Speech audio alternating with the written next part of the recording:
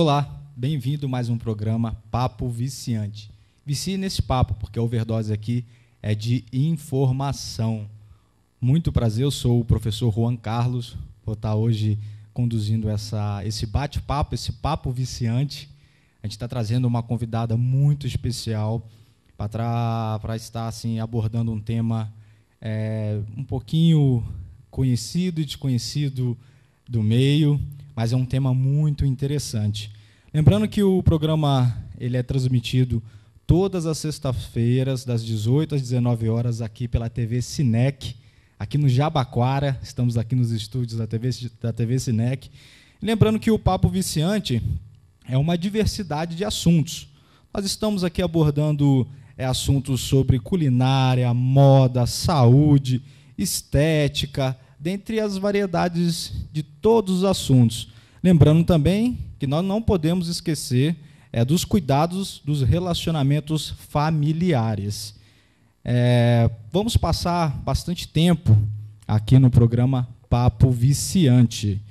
O professor Garcia hoje está aqui nos dirigindo, está como diretor, está deixando um abraço aqui para todos. Não podemos esquecer também, caso você tenha alguma história, queira contar algum caso prático sobre prevenção às drogas e principalmente contar a sua história sobre dependência química, envie um e-mail para a gente, tá? O nosso contato é o ensinaprev@ensinaprev.org. Deixamos aqui aberto para você contar a sua história. E também não esqueça de curtir todos os nossos canais nas redes sociais, www.ensinaprev.org, o Facebook do Ensinaprev, e não esqueça também de curtir o programa Papo Viciante, transmitido pela TV Cinec.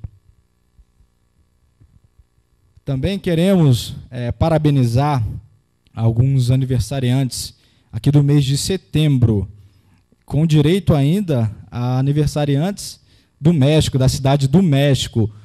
Gostaríamos de parabenizar eu, professor Garcia, e principalmente o programa Papo Viciante, os aniversariantes Luiz Alejandro Ramos Gomes, da cidade do México, feliz aniversário, Gessé Quinto, Bigode Chácara São Gonçalo, Cristina Damasceno de Souza, Gerardo Arencíbia, Cíntia Beltrame, Tadeus Paz, Henri Nakade, Vitor Luan, Paulo Sérgio, Elígio Apolone, Felipe Garça, Denis Cardoso, Adrian Cristinou, Parvez Amê, Parvez, Luiz Mauro Cardoso, Leobardo Gonçalves, Almir Fernandes, Almircar Fernandes Seino, João Batista de Souza, Fraternidade e Progresso, João Borges, Wellington Silva, Veloso, Dominique Albano, Geraldo Cruz, Claudinho Márcio,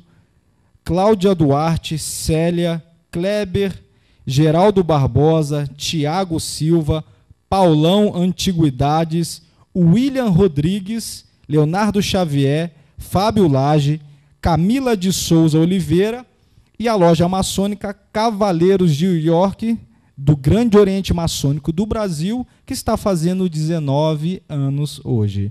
Então, o programa Papo Viciante gostaria de parabenizar a todos. Parabenizo também um grande amigo que está no Canadá, João Carlos de Faria, foi meu gerente e é uma pessoa assim, que eu muito admiro.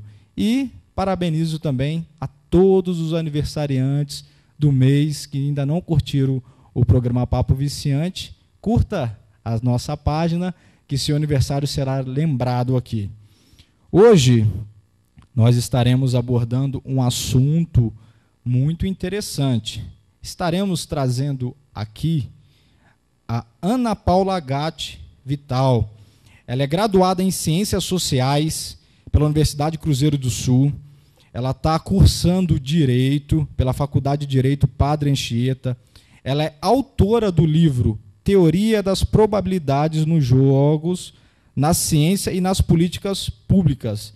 E ela é diretora da Abrabinques, Associação Brasileira de Bincos, Cassinos e similares. E hoje nós estaremos falando um pouco sobre a liberação dos jogos de azar no Brasil. Seja bem-vinda, Ana Paula. Boa noite, professor Juan. Boa noite ao nosso diretor, professor Garcia. Boa noite aos amigos do Papo Viciante. Meu nome é Ana Paula, eu estou aqui hoje para falar com vocês sobre regulamentação de jogos no Brasil, né? É um assunto que divide opiniões, um assunto um tanto quanto polêmico, mas um assunto já superado no resto do mundo, né? Nós realizamos um trabalho de pesquisa, né? E desse trabalho de pesquisa, que não foi feito apenas por mim, tá? O Teoria das Probabilidades no Jogo e na Ciência e nas Políticas Públicas, é essa publicação aqui. Tá? Essa publicação ela foi organizada por Luiz Carlos Prestes Filho, tá? E tem aqui a reflexão sobre jogos e democracia. Tá? Uma pauta muito interessante, e aqui traz textos de diversos especialistas. Tá? Um dos especialistas aqui que aborda esse livro é o atual ministro da Segurança Pública, antigo ministro da Defesa, né, Raul Jungmann. Né? O meu texto fala sobre impactos jurídicos da regulamentação de jogos.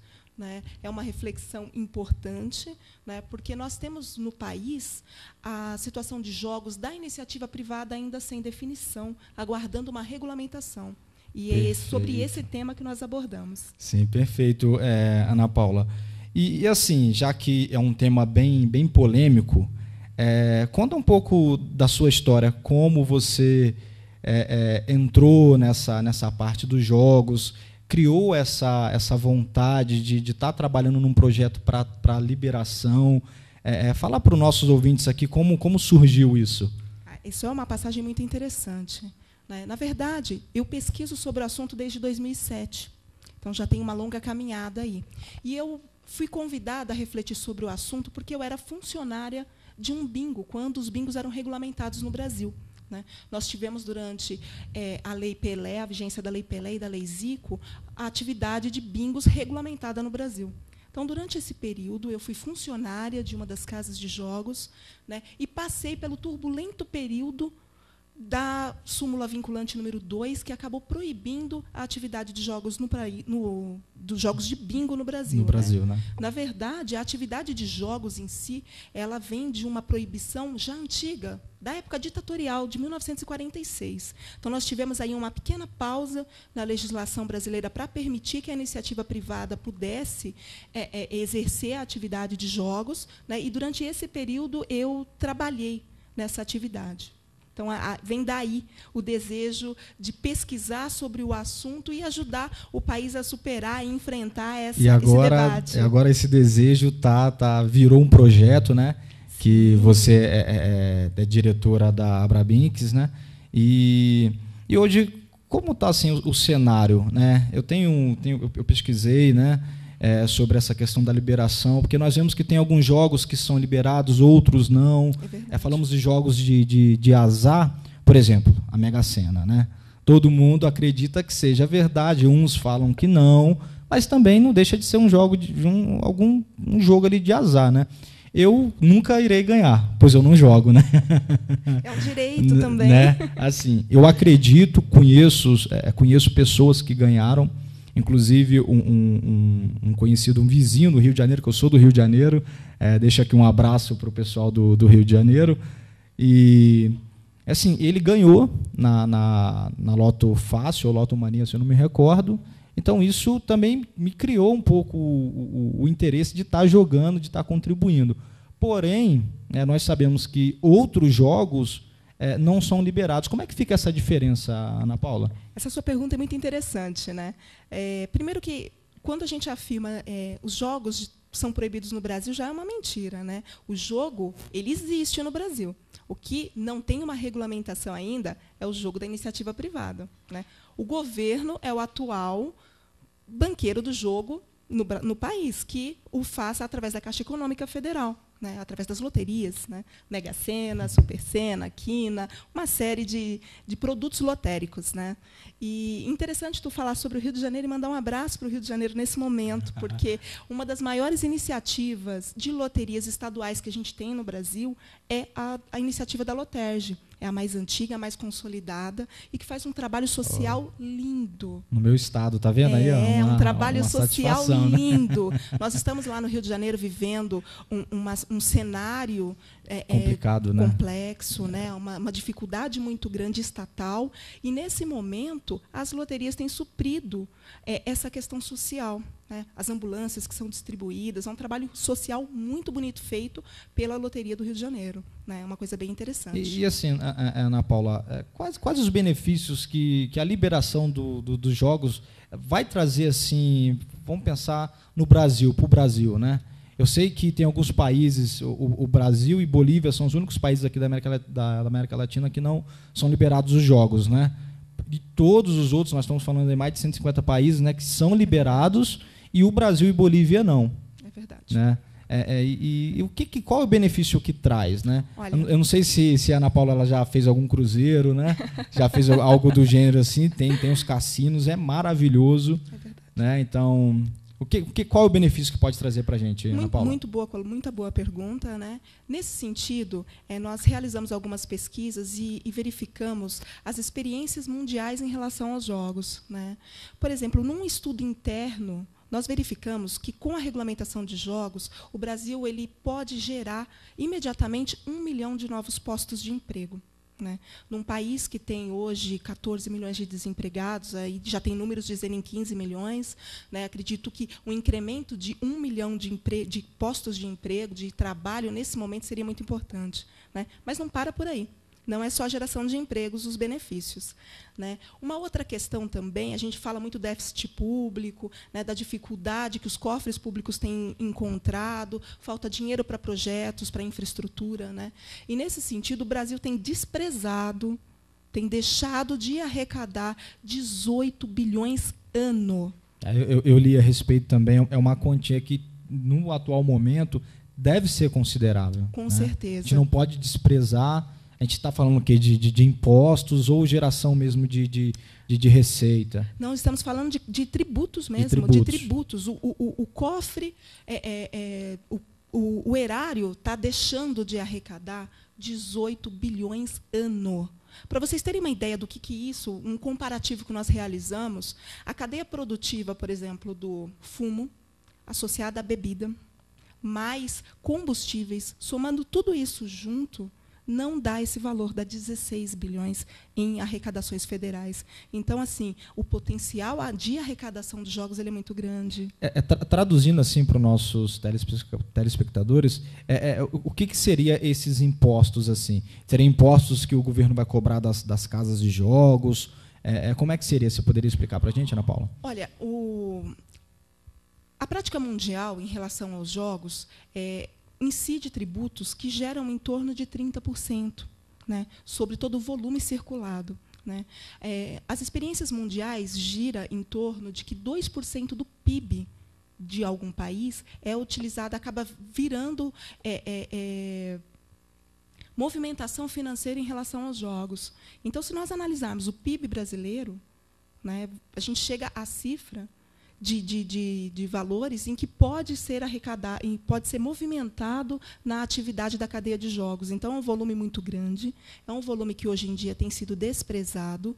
Né? O governo, por N situações, ainda não enfrentou o problema, o mundo já enfrentou o problema. Para vocês terem uma ideia, 75% dos países da ONU já têm jogo regulamentado, e há muito tempo. E os outros 25% que não o têm por questões religiosas. Né? Mas o Brasil é um Estado laico. Por que o Brasil hoje ainda, né, nós estamos falando que é 1946, né, onde teve a proibição mesmo, né? E por que não teve um projeto, algo assim, para retomar isso? Você acha que o Brasil ainda precisa amadurecer? Porque, assim, eu sou contra devido ao fato de algumas pessoas não entenderem. Né? Que a gente fala é o vício, mas tem um termo técnico correto, né? Ludopatia. Né? Nós vemos hoje que o Brasil aí tem cerca de mais de 200 milhões de pessoas que sofrem por esse problema, né? E como é que fica isso? Será que acho que é isso que impede a liberação? A ludopatia, ela é um problema, é o vício de uma compulsão pelo jogo, não só pelo jogo, mas uma compulsão diversos itens. Pode ser por alimentação, pode ser por entorpecentes. É a pessoa que não consegue controlar a sua compulsão. E, nesse sentido, a Organização Mundial de Saúde nos apresenta dados de que são 3% de pessoas propensas a desenvolver essa patologia. É uma patologia, inclusive, classificada pela Organização Mundial de Saúde. Mas eu converso com vocês aqui, amigos do Papo Viciante, de que só há uma possibilidade de tratar as pessoas que têm esse mal, né? É com transparência, é com regulamentação. Aliás, a regulamentação de jogos nesse sentido, ela tem mais um aspecto social a ser considerado, que é o apoio às pessoas que têm esse tipo de problema. Porque só num cenário regulamentado é que você consegue ter políticas de saúde pública para tratar o assunto, que você consegue ter regras, que você consegue ter política de jogo responsável. Essa política de jogo responsável ela já tem sido praticada em alguns países, aliás, em todos os países que têm o jogo regulamentado. E com relação a esse benefício que nós teremos aí, falando de dinheiro, né? Sim. Com relação a essa patologia, você acha que isso, com essa liberação, isso vem a diminuir? Olha, com certeza, porque aí você tem um enfrentamento da questão. Inclusive, nos projetos de lei que estão tramitando no Congresso Nacional, nós temos um projeto de lei no Senado, que é a PLS 186, temos um projeto na Câmara, que é a PL 441. Então, esses dois projetos, 442, aliás, esses dois projetos, eles tratam sobre o jogo responsável e tem uma preocupação específica com as pessoas que são vítimas da ludopatia. Para vocês terem uma ideia, em vários países do mundo é possível a criação de uma lista de exclusão. E isso é uma coisa muito interessante que nós podemos implantar aqui no Brasil, né? A pessoa que tem o problema da ludopatia, ou até os familiares também, poder incluir essa pessoa na lista. E aí ela passa a não poder frequentar ambientes de jogos. Porque aí passa a ter uma limitação, né? Eu estava lendo a respeito, passa a ter uma limitação dessas pessoas, né? Exato. Por exemplo, a gente sabe aqui no Brasil que é proibido o uso de bebida alcoólica a menores de 18 anos, né? Sim. No caso dessa patologia também, tem uma limitação para essas pessoas, né? Sim, elas não podem estar jogando excessivamente, tem um cadastro, alguma coisa assim, né, Ana Paula? Sim, tem um cadastro, inclusive, que assim, tanto os dois projetos, eles prevêem a possibilidade da pessoa só acessar uma casa de jogo ou uma modalidade de jogos com a inclusão do CPF. Inclusive, ontem, a Caixa colocou agora um normativo para que as loterias também, as pessoas tenham que se identificar com o CPF. Acredito que aí também já é uma política de jogo responsável mundial influenciando o país, né? Com Isso certeza, é muito até porque bom. não tem, a Caixa Econômica não limita, né? Eu posso chegar e jogar 10, 15 vezes no dia e não tem problema, né? Verdade. O professor Juan trouxe uma coisa muito interessante aqui. Por exemplo, agora nós temos os jogos online.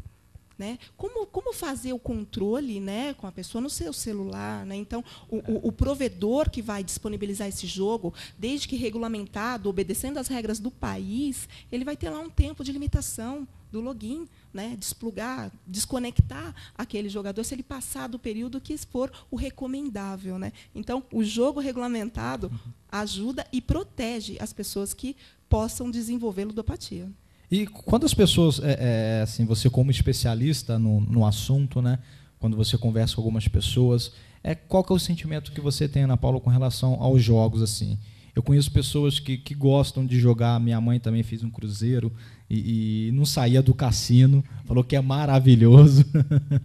Deixar um abraço para minha mãe também, né, que ama cassino, adora.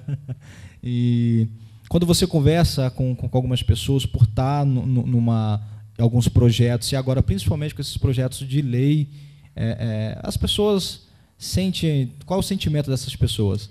Olha, muito interessante essa questão, porque assim, quando nós falamos sobre atividade de jogos, nós estamos falando sobre o tempo livre das pessoas.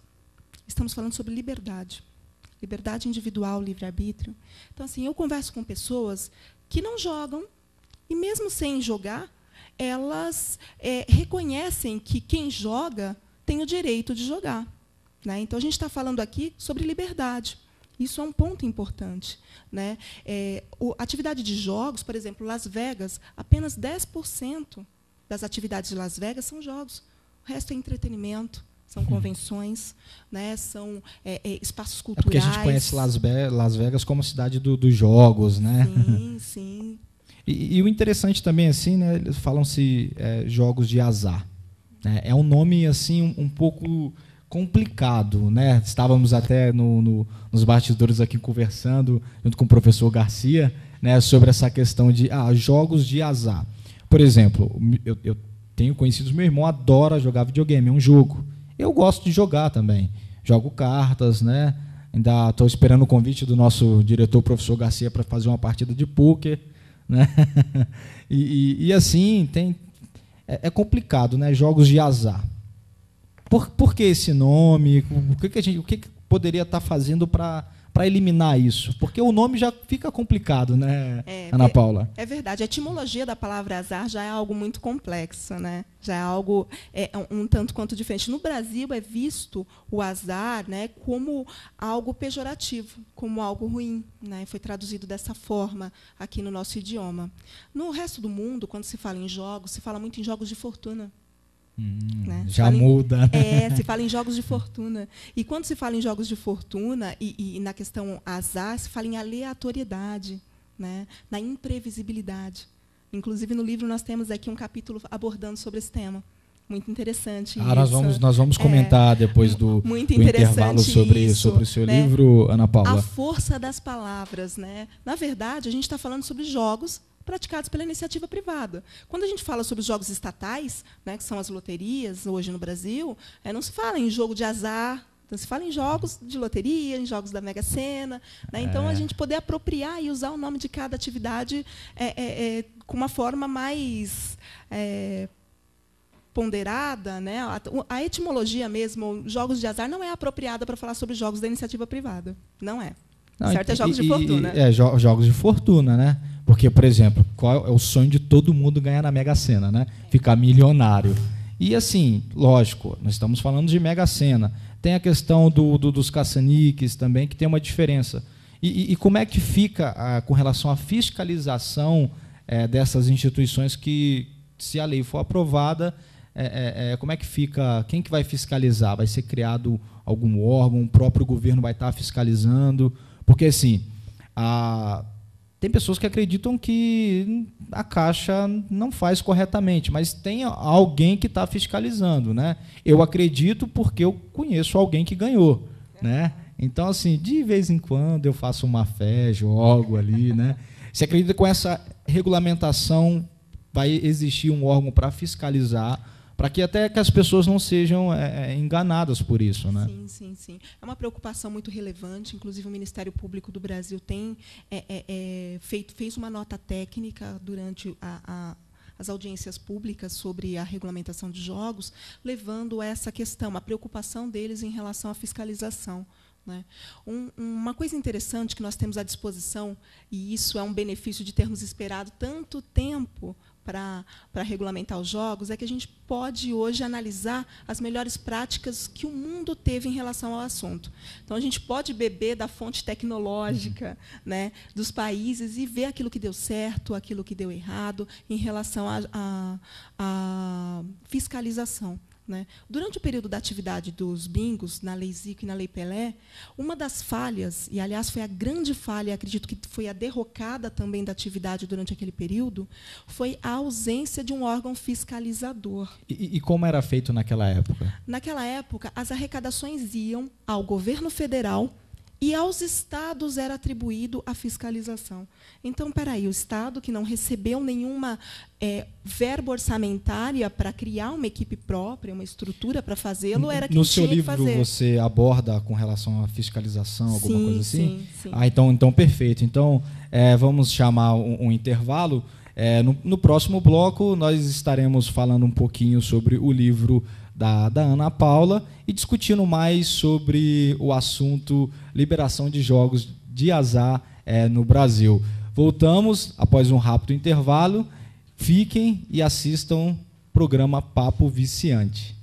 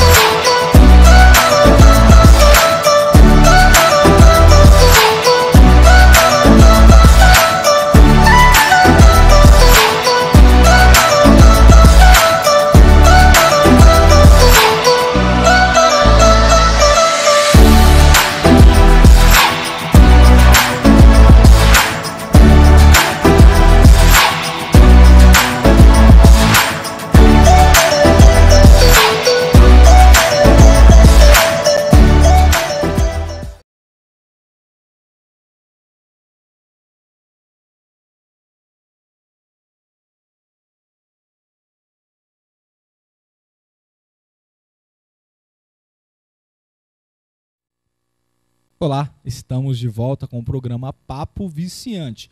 Lembrando que o programa Papo Viciante é um programa do Ensinaprev, o Instituto Nacional de Educação e Prevenção às Drogas. Curtam nas redes sociais Ensinaprev, e o programa Papo Viciante é transmitido todas as sextas-feiras aqui pela TV Cinec. Novamente, Ana Paula, vamos agora falar um pouco sobre o seu livro, que é A Teoria das Probabilidades nos Jogos, na Ciência e nas Políticas Públicas.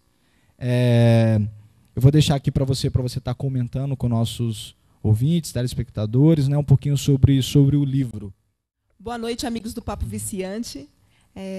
Estou aqui hoje para conversar com vocês sobre o livro Teoria das Probabilidades no Jogo, na Ciência e nas Políticas Públicas. Né? Esse livro ele foi organizado pelo professor Luiz Carlos Prestes Filho, né? E contou aqui com diversos especialistas, cada um abordando um assunto, mas todos eles relacionados a jogos e democracia. Então, essa situação da regulamentação de jogos no país, ela foi debatida sobre alguns ângulos, né? Aqui nós temos o impacto na soberania nacional, questões relacionadas a liberdades individuais, os impactos jurídicos da regulamentação, marcas e patentes. Nós temos aqui impactos tributários. Então, é uma obra bastante completa, né, que trata sobre diversos prismas, sobre um assunto que o Brasil precisa enfrentar. Né? Já está maduro para debater esse assunto. Nós tivemos aí 2 anos de atividades intensas no Congresso sobre a regulamentação de jogos, audiências públicas consecutivas, mas o assunto já está sendo debatido há bastante tempo. Né? Desde 91 se debate o assunto. Desde 91 já está falando sobre o assunto e agora tem ganhado forças. Né? Exato. Acredito que até em relação à crise econômica que o país está vivendo, né, os homens públicos, os governos, a sociedade precisa, nesse momento de crise, ter criatividade e buscar soluções que impulsionem o desenvolvimento do país. Né? E, nesse sentido, os jogos podem contribuir muito em relação ao desenvolvimento do país. Então, a gente estava comentando sobre a questão da fiscalização, né, Ana Paula? Por exemplo, os caça-níqueis podem ser adulterados ou não. A gente tem a questão também, por não estar liberado, tem o pessoal que acaba mexendo ali nos equipamentos, justamente para que a pessoa não ganhe. Com essa fiscalização, você acredita que isso pode mudar? Porque, assim, eu lembro uma vez na minha vida, quando eu tinha meus 14, 15 anos, de ter ganhado nessas máquinas. Né? Então, assim, tinha alguns esquemas que nós fazíamos na época, assim, para poder estar ganhando, mas era difícil. Você acredita que com a legalização isso vai mudar? Isso precisa mudar e só pode ser mudado através da regulamentação de jogos. Tá? Em relação às caça-níqueis, né, as máquinas em comércios, em casas de lanchonetes, restaurantes, uma coisa mais pulverizada, né, essa pergunta. Há possibilidade, sim, de ser realizada uma fiscalização, desde que os equipamentos estejam conectados aos terminais do órgão fiscalizador. Então, os jogos em si, eles passariam a ter a sua atividade online real-time, como acontece na Itália, por exemplo. Né? A Itália tem uma regulamentação recente, né, um pouco mais de uma década apenas, a regulamentação de jogos na Itália, e lá assim que acontece. Todos os equipamentos eles são conectados a um sistema fiscalizador, né, e, a partir do momento que aquele link sofre qualquer interferência, um órgão fiscalizador é acionado. Então, isso traz lisura à operação. É uma segurança para quem está apostando. Né? Sim, porque, com certeza. Nos Estados Unidos, isso é comum, vemos muito em filmes, né, o pessoal fazendo aposta em corridas de cães, de cavalo, né? Então, assim, e você acredita também, Ana Paula, que isso vai trazer não só os incentivos fiscais, mas, por exemplo, empresas que queiram montar um cassino aqui no Brasil, né? Você acredita também que vai ter um interesse dessas pessoas? Porque a gente estava falando naquele valor que eu não me recordo sobre a arrecadação de imposto São 18 bilhões. 18 bilhões, né? 18 bilhões. Isso tá incluso só o incentivo fiscal interno ou também está sendo considerado empresas estrangeiras que vão estar aqui montando seus cassinos, suas casas de jogos, né? Olha, a cifra que pode envolver, e os 18 bilhões são apenas os tributos. Então são os tributos. Apenas os tributos que a atividade pode gerar. Né? O número, a cifra de movimentação é muito maior. Ela pode chegar a 2% do PIB. Né? A gente está falando da cifra de alguns trilhões. Né? Agora, em relação aos investimentos, né, os grandes cassinos internacionais, donos dos cassinos resorts, né, os grandes players internacionais, têm interesse em fazer investimentos no Brasil, e isso é importante para fomentar o desenvolvimento da nossa economia. Sim. Esse é um momento que o país precisa de novas receitas entrando. Precisamos de projetos que incentivem essa questão toda que a gente vive, né? Verdade. E com relação a essas empresas, é legal, né? Quando você vai fazer um cruzeiro, você só pode entrar no cassino depois de um certo tempo assim que você está ali, né? E o interessante também é que nós vimos nos Jogos Olímpicos, né, muitas seleções construindo, asfaltando. Você acredita também que com essa liberação, essas empresas que queiram construir vossos cassinos aqui no Brasil também traz esse desenvolvimento? Isso é muito interessante porque tem todo um legado que fica assim por trás da regulamentação dos jogos. Acreditamos que uma das formas que o governo tem de implantar, de autorizar a atividade de jogos da iniciativa privada no Brasil é por concessões. Né? Então, um processo licitatório de concessões, nesse momento, injetaria trilhões na nossa economia. Né? E isso poderia ser utilizado para uma série de investimentos. Para vocês terem uma ideia, por exemplo, nós fizemos uma pesquisa sobre como cada país utiliza os recursos relacionados a jogos.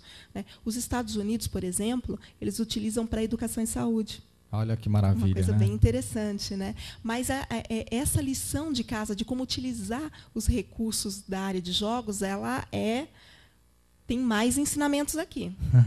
Perfeito. Tem mais. A Alemanha, por exemplo, eles utilizam para o esporte, para a cultura e para a ação social e também educação. Né? A Bélgica já priorizou as ações de inclusão de pessoas com deficiência física. Olha que interessante. Né? Nós temos o Canadá, priorizou a construção de hospitais. Tudo com a regulamentação, tudo com a origem de recursos vindas da atividade de jogos. De jogos, né? Isso muito bacana. Né? Nós temos Portugal, priorizou o bem-estar de crianças e a área da saúde. A Santa Casa de Portugal é quem recebe os tributos relacionados à atividade naquele país. Então, com a liberação, não fica focado só em tributos, né? Nós vemos também ações sociais. Sim, de responsabilidade social, e isso é muito importante, tem que ser atrelado. Nas últimas discussões que teve no Congresso Nacional sobre a questão jogos, a segurança pública também teve a assinatura de 15 governadores. 15 governadores realizaram uma petição pública pedindo recursos para a segurança. A segurança pública é algo que também é um problema nacional e que os jogos podem contribuir em receitas aí para auxiliar. Entendi. Eu sei também que você apoia um candidato também que é a favor da liberação, certo? Você que está dando um apoio para ele, como está essa parceria? Olha, na verdade, assim, nós estamos num momento no país agora que antecede as eleições, né? Momento de mudança, onde que as pessoas param para olhar a proposta dos seus candidatos. Eu optei em apoiar a proposta de um candidato que briga e defende a regulamentação de jogos no Brasil. Então, nesse sentido, eu acabei escolhendo aí a candidatura um candidato que tem essa proposta, no caso, é o Toninho Boiadeiro, que é diretor da Abrabinks. Ele tem essa proposta de jogos. E falando da Abrabinks, você também faz parte da Abrabinks, né, que é a associação dos jogos, aqui, vamos assim dizer, né? Isso, a Associação Brasileira de Bingos, Cassinos e Similares. Né? A Abrabinks, ela tem uma história longa. Né? A Abrabinks, ela tem 21 anos de formação. Ela já tem 21 anos de formação. Ela foi criada e implantada durante a vigência da Lei Pelé e da Lei Zico, né? E, desde então, ela tem aí representado o setor, contribuído com os debates, realizado pesquisas, apresentado a sua visão e a visão dos empresariados do Brasil e do mundo em relação à regulamentação de jogos. Então, um papel muito importante, o papel da Abravincs. Mando aí um abraço ao nosso presidente, Olavo Salles, da Silveira, né, ao nosso diretor, que também é candidato, Toninho Boiadeiro, né, e aos aguerridos do país inteiro que têm debatido o assunto. Ah, perfeito. Então, a nossa diretora vai estar passando umas fotos para a gente, né, para a gente estar vendo a questão dos jogos, né? Aqui é o pôquer. A gente sabe que discutimos bastante aqui agora, né? Sobre essa questão dos jogos. Essa é uma roleta. Nosso diretor está puxando a minha orelha aqui, a roleta. Nós sabemos de todo o incentivo. O potencial é gigante, né? Nós estamos aí olhando e tentando dar uma resposta do porquê que o Brasil ainda não tem isso, né? Então, Ana Paula, assim, se fosse para definir um porquê, por que realmente o Brasil ele não fez essa liberação? Por que apenas Brasil e Bolívia não aceitam? Tem essa proibição no Brasil? Se fosse para definir assim, por que o Brasil não libera? Olha, você acha que é uma jogada política, vamos falar abertamente, da Caixa Econômica? Porque isso pode trazer um desfalque para a própria Caixa Econômica Federal, que trabalha com jogos. Olha, no mundo, os jogos eles são divididos em jogos que são estatais, né, que geralmente visam a loteria, e jogos da iniciativa privada. Os jogos da iniciativa privada, eles falam sobre lazer, né? A proposta dos jogos da iniciativa privada é lazer, é diferente, né? A pessoa que ela vai a uma lotérica e ela faz uma aposta e espera o resultado do final de semana, a sensação dela com o jogo é completamente diferente daquela pessoa que saiu para socializar, frequentar uma mesa de pôquer, de cassino e ficar ali naquele tempo onde ela tem uma resposta imediata. Né? E tem o risco da perca também, né? E do ganho. Então, assim, os governos, nesse sentido, ele acaba priorizando a atividade da loteria, porque ela é uma atividade sem riscos, né? Então, nesse sentido, a iniciativa privada é o jogo certo para os jogos de entretenimento. Eles têm que estar na mão da iniciativa privada. Entendi. Então não vai prejudicar a Caixa, então, né? Não, são públicos completamente diferentes, né? Completamente diferentes. Você fala, o pessoal que vai numa casa, ele tem a questão social também, né? Sim, são locais também de entretenimento. De você estar indo ali, tomando uma cerveja, brincando com os amigos, socializando e fazendo as suas apostas, né? Sim. São locais de socialização, né? Não apenas para os jogos em si. O Brasil, inclusive, na área cultural, né, despontou grandes nomes dentro de cassinos, né? Nós temos aí Carmen Miranda, Grande Otelo, né, Dalva de Oliveira. Então, as pessoas não iam apenas para jogar, elas iam também para se divertir, para ter cultura, né? E uma coisa interessante em relação a possibilidade que se abre com a regulamentação de jogos e o porquê do Brasil ainda não ter debatido, eu vou falar sobre uma questão pessoal, ainda não é um estudo técnico-científico, né? Mas o Brasil, por exemplo, em relação à abolição da escravatura, falo aqui como mulher negra, né? O Brasil foi o último país do mundo a abolir a escravatura, uma prática que hoje nós consideramos abominável, né? Mas o Brasil demorou 4 séculos para reconhecer que todos são iguais. Então, a gente tem um probleminha aí, um certo retardo. Tem um atraso. Uma certa lentidão legislativa. Mas, assim, também tem um benefício, né? A gente vemos muito isso aqui no Brasil, né? Qual o benefício que traz? Aí nós temos aí, né, o governo incentivando, desde que traga um benefício. Sim. Mas, para quem não conhece, hoje eu confesso que eu estou bem feliz com esse bate-papo, que aprendi bastante. mudei um pouco a minha visão. O bate-papo aqui sempre é viciante, né? E mudei um pouco a minha visão, porque os jogos realmente ele traz não só a parte, vamos falar assim, os benefícios, né? Mas essa parte social, que é muito importante, né, Ana Paula? Olha, muito importante. Se a gente for sintetizar, professor Juan e amigos do Papo Viciante, os benefícios dos jogos, eles são benefícios sociais e econômicos, eles são benefícios culturais, tecnológicos. Então, assim, há uma cadeia produtiva gigante por trás da regulamentação de jogos. Não é apenas as pessoas que estão ali na atividade em si da prestação de jogos, é também o taxista que vai até o aeroporto, os motoristas de aplicativo buscar os clientes, os restaurantes, os artistas, a indústria como um todo na produção desses equipamentos. Então, tem uma cadeia produtiva por trás da atividade. Então, assim, resumindo, né, o jogo ele é um entretenimento, né? Sim. O jogo ele é um entretenimento e uma comissão no Congresso, né? Vamos assim dizer. Exato. É um entretenimento. No mundo, quando se fala em jogos, você não fala em jogos nas páginas policiais. Jogo tratado é só no Brasil que é tratado nas páginas policiais. E é isso que é a minha luta, que é a luta da Abrabinks, é trazer a questão dos jogos da iniciativa privada para as páginas de economia e entretenimento.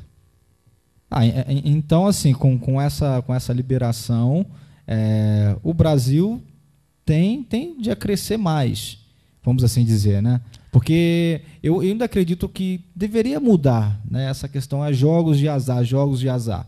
Porque se a gente fizer uma analogia, a Caixa Econômica Federal, por exemplo, eu sempre joguei e nunca ganhei. Então é um jogo de azar, porque eu estou ali esperando, né, que eu ganhe, mas isso não acontece, né? E os jogos, vamos assim dizer, do nosso querido Silvio Santos, lá esses jogos que eles fazem assim, se encaixariam em qual desses jogos, Ana Paula? Essa é uma pergunta um tanto quanto embaraçosa, né? Na verdade, esses jogos praticados, né, vou falar aqui o nome de uma delas, né, que é a Telecena, é um jogo de capitalização. Na verdade, não é um jogo, é um título. É um título de capitalização, não um jogo. Né? Então, mas ali você tem compra, a possibilidade, né? de ganhar um prêmio, sim, tem a possibilidade de ganhar um prêmio. Pela maioria das pessoas que compram, que adquirem esse título, elas não adquirem ele na intenção de poupar, que é, na verdade, o fundamento de um título de capitalização, né? A SUSEP, quando regula os títulos de capitalização, ela regula com a intenção de poupar, né? Foi essa a intenção da criação dos títulos de capitalização. Hoje, eles já tiveram uma nova leitura, ele já está passando por uma releitura. Hoje, nós já temos títulos de capitalização de entidades sociais. Isso é uma coisa muito bacana.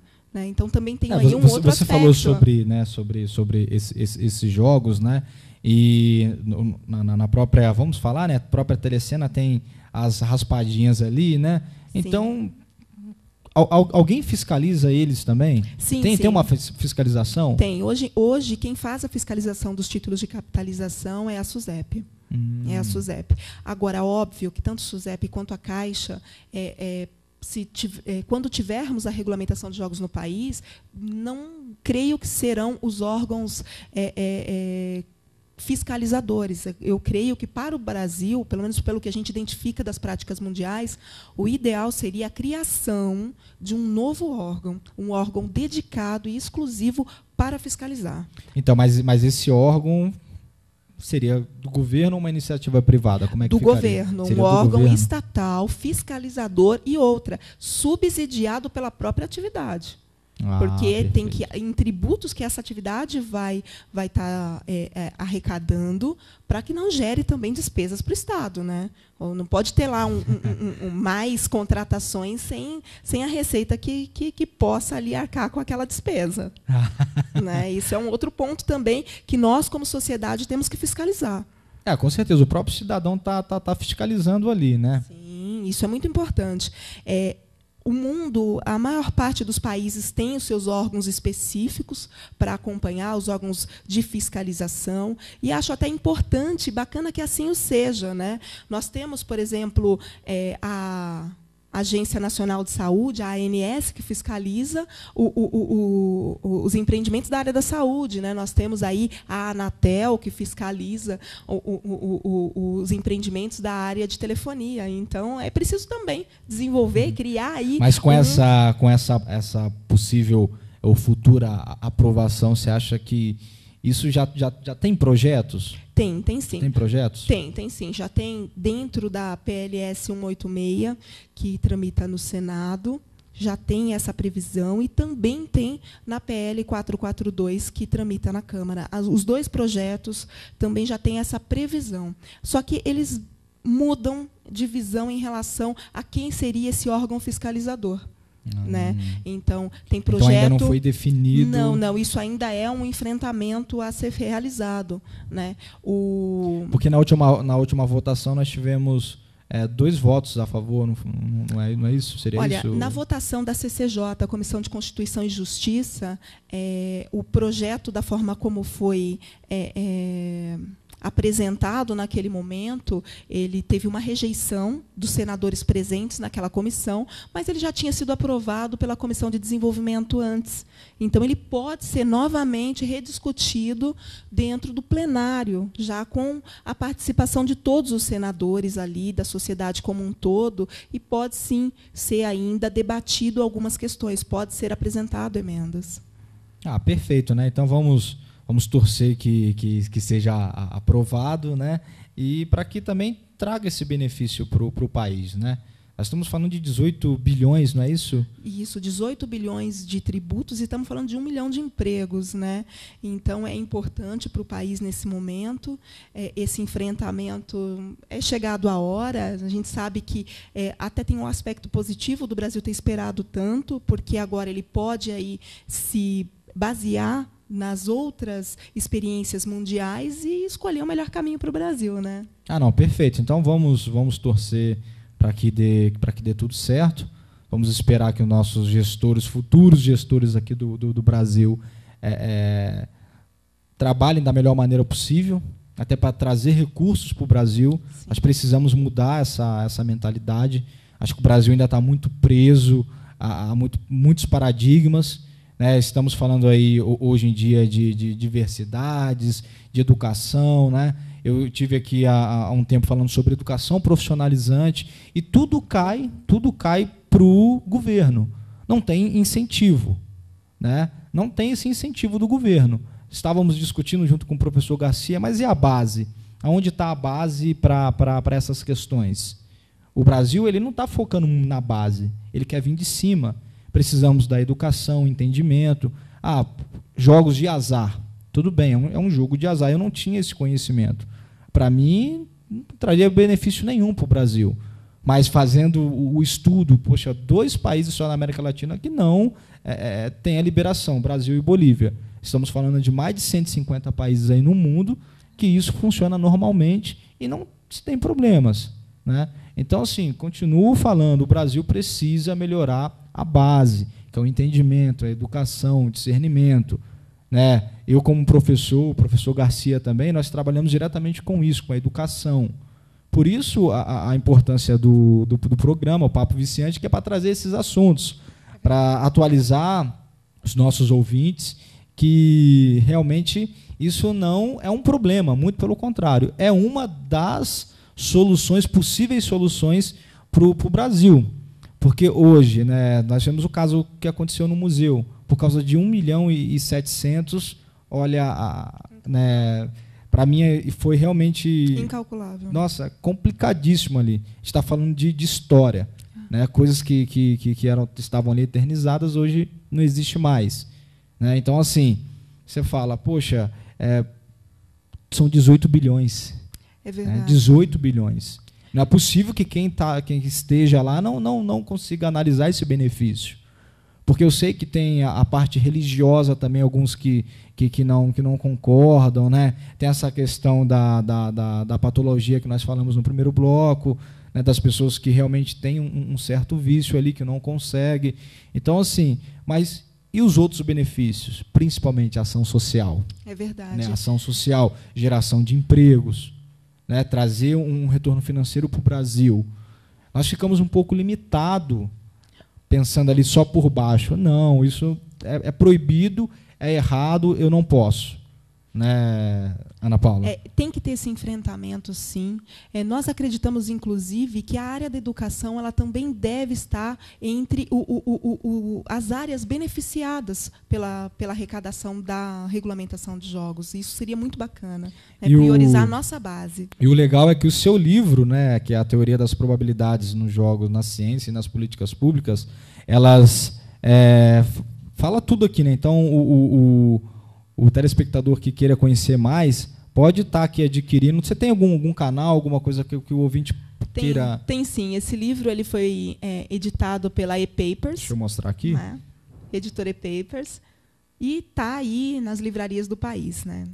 Então, aqueles que tiverem interesse em aprofundar, em conhecer um pouquinho mais e refletir conosco sobre democracia e jogos, né, pode procurar o livro nas livrarias do país e também na editora ePapers. E aqui o ouvinte ele pode, então, estar conhecendo, estar entendendo mais sobre os jogos, para estar realmente ficando a par do assunto e eliminando essa dúvida, né? Isso aí. Perfeito, Ana Paula. Ana Paula, muito obrigado. Foi um prazer recebê-la aqui no programa Papo Viciante. O prazer é todo meu. Um assunto polêmico. Deveríamos, assim, se tivéssemos mais tempo, ficaríamos aqui por mais horas falando sobre o assunto, e nós gostaríamos de te entregar, tá, Ana Paula, um certificado aqui ao vivo de participação do programa, tá? Em nome do programa Papo Viciante e o Instituto Ensinaprev. Nós entregamos aqui para você, Ana Paula. Muito obrigada, é uma honra. Muito obrigada, tá? E aos amigos do Papo Viciante, ao professor Juan, ao nosso diretor, professor Garcia, muito obrigada. É um prazer estar aqui com vocês. Vamos lembrar também que o programa ele tem total apoio do Ensinaprev, que é um Instituto Nacional de Educação em Prevenção às Drogas. Tá? Então, mais uma vez, trabalho obrigado. Lindo. Né? Obrigado por esse bate-papo. Né? O convite está aberto. Quiser vir novamente, o convite está aqui aberto para você. Muito obrigada. E é viciante estar aqui com vocês. Obrigada. Bom, programa Papo Viciante. Muito obrigado a Ana Paula por ter participado do programa Papo Viciante, transmitido aqui pela TV Cinec, próximo aqui do Jabaquara, o metrô Jabaquara. Com muita satisfação que eu deixo aqui o meu abraço, todo o meu carinho, toda a equipe de direção, o professor Garcia, tá, a Andréia aqui. Gostaria de deixar um abraço por mais um programa feito justo. E até a próxima, sexta-feira que vem, das 18 às 19 horas, o programa Papo Viciante, transmitido pela TV Cinec. Nós temos o apoio do Ensinaprev, o Instituto Nacional de Educação e Prevenção às Drogas. Muito obrigado a todos. Tenha um excelente final de semana. E lembrando, se beber, não dirija. E se dirigir, não beba, porque sexta-feira é o Dia Mundial da Balada. Muito obrigado a todos e tenham um excelente final de semana.